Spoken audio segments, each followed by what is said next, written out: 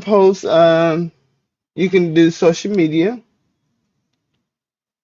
And you see up on the top line, it'll give you different designs that are popular for that platform. You can actually filter them by selecting which platform you want to pick, and then it'll, tailor what's available for that platform.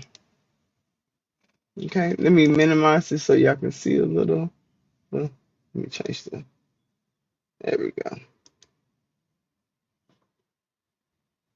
Okay, so we're gonna do an Instagram post.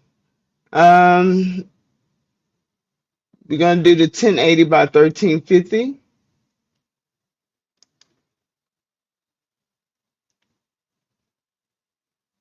And then when it first opens, you'll be opened up to a blank screen.